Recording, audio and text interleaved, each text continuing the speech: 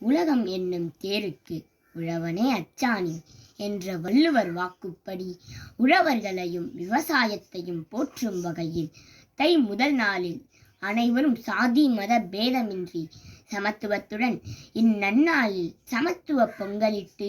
வேற்றுமையின்றி ஒற்றுமை வளர இம்மேடைதனில் அமர்ந்திருக்கும் நல்லுள்ளங்களுக்கும் மேலும் என் ஏற்றம் தனில் ஊக்கப்படுத்தி கொண்டிருக்கும் என் ஆசிரியர் பெருமான்களுக்கும் பொங்கல் நல்வாழ்த்துக்களை கூறிக்கொண்டு